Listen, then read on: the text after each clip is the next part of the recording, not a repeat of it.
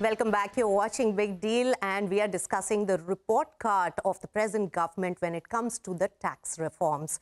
Now, Arvind Datar, government has made many efforts in terms of building the trust with business community and the taxpayers of the country in terms of settlement, dispute resolution, to bring down the incidence of tax litigation. What is your view on that? Have they been meaningfully impactful? And what would be your suggestion for the future government in terms of tax reforms? I've never really understood this philosophy of these settlement schemes. Right from 1976 or 1980, you had this voluntary disclosure scheme and schemes. First of all, why do you need these schemes? Because you have aggressive tax assessments, you make all sorts of demands, then the total amount pending in litigation goes up to an unmanageable thing. And then you suddenly come to a scheme and say all amounts below 2 crores will be completely settled. So this is not really the answer. Nobody's asking, why don't you have a system where you don't generate so much litigation in the first place? So these schemes are good, and many people have just come to a settlement just to buy peace. But I think the underlying philosophy is wrong. You can't build up litigation and every 4 or 5 years come to a settlement scheme. Yes. Right. And in terms of suggestions to the incoming government? Well, I would, first of all, as far as I'm concerned, I would say that bring about certainty. Don't have reopening for more than 5 years. My biggest suggestion, which I've been making for so many years, abolish revenue targets. The main source of problem, as I feel, is you have got absurd revenue targets. So all sorts of demands are made. Nobody's accountable. People make demands contrary to Supreme Court judgments, contrary to provisions. You just make a demand and leave the poor assessee to fight it before the commissioner appeals. When you go to the appeal commissioner, you have to pay 20% of the tax and interest. It's a horrible situation there. So there has to be either abolition of revenue targets or some kind of check on the kind of show cause notices you should. Come January, February, Ajay will confirm. We have thousands and thousands of reopening notices on some pretext or the other. The same thing in GST. So this kind of aggressive, just focusing on collection, regardless of the point. And in GST, you simply attach somebody's account, you disallow credit. It is mayhem at the ground level. January, February, March. So unless this kind of attitude changes, we're going to have a lot of problems.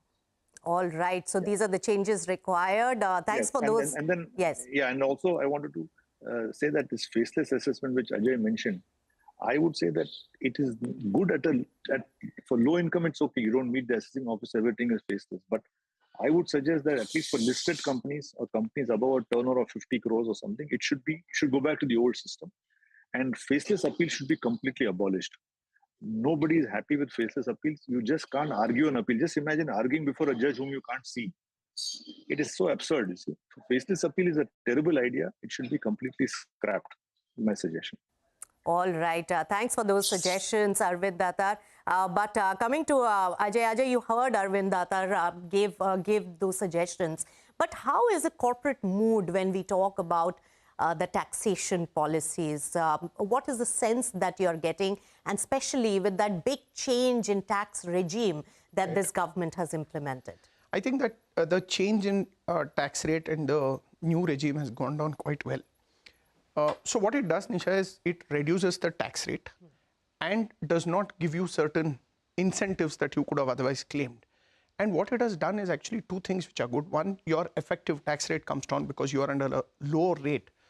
Most of the incentives were anyway getting sunset and going away, so it doesn't really make a huge impact. And most cases, the litigation was happening because of those incentive provisions. So you today have a very simple, tax return, if I could use that word, where you just compute your taxes and then you pay and it's at a lower rate. Yes. I think the lower tax regime has done well. That was a good move in the right direction. The second bit, which has been attractive for corporates and which is good, is the rate that has been prescribed for domestic manufacturing companies, which are new companies which set up manufacturing facilities.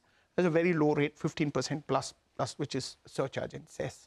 Now, this was available for people who started manufacturing before 31st March 24. Right. So therefore, I think if that is extended and if that could be considered, that will be another big thing, because that fits in well and dovetails into the PLI scheme and push for Atmanirbhar and domestic manufacturing. Yes. I think these are two very big things which have been good, gone down well with the corporates. Faceless, I would agree with the point Mr. Datar made, which is for larger companies, option being given to be opt out of faceless and be in the traditional regime could work and could be good, because some of these companies have complex ERPs. It's not easy to explain some of these things to an officer by just filing records and submitting online. We do have an option of virtual hearing, but really you don't get the feel of whether somebody is understood, not understood, because a communication, and when you're speaking to the officer, getting a confirmation back, body language, all of that become important. Therefore, for larger companies or larger disputes and issues, having a window to get out of faceless may be a good thing to do.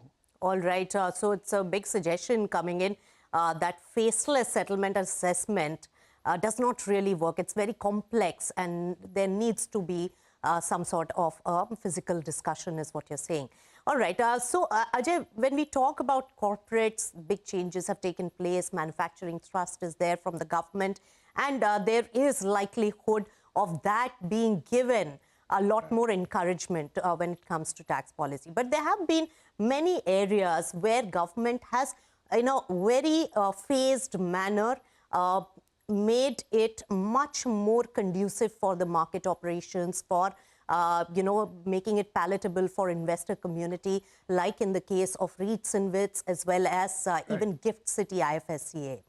What is the direction all this is taking, and what is the impact of these changes? So I think in terms of direction, this government has been quite clear that they would not want to support profit-linked incentives. So, the special regimes for taxes have been given, like you rightly said, for REITs and Gift. And Gift is the only one which has got a new profit-linked incentive that's available. But there's more work to be done there.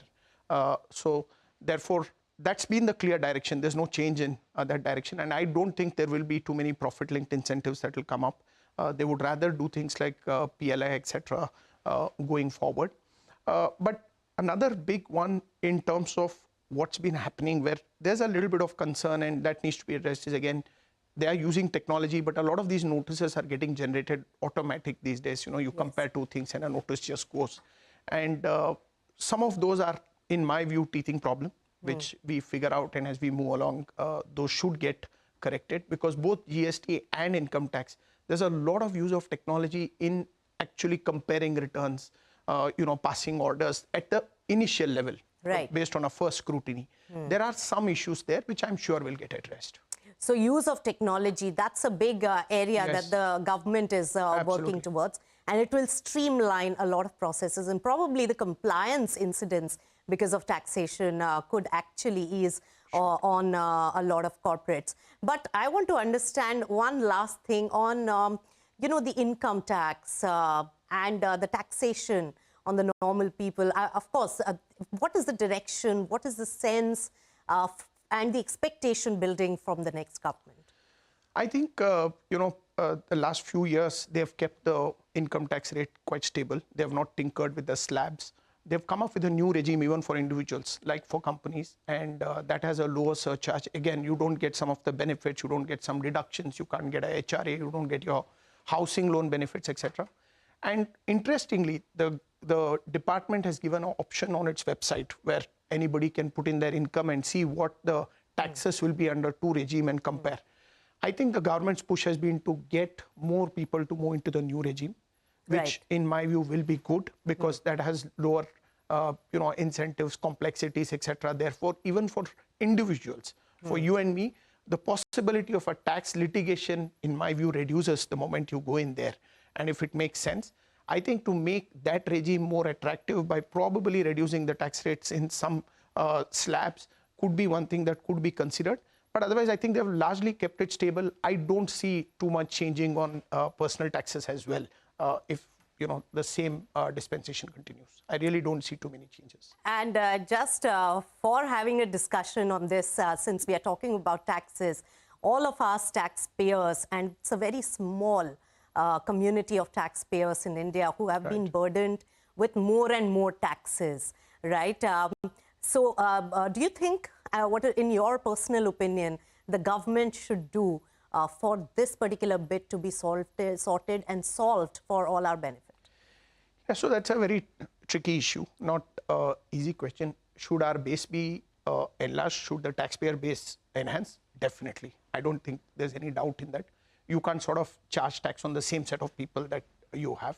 There are things being done, but that's not something that can get done in a year with, flip of a button.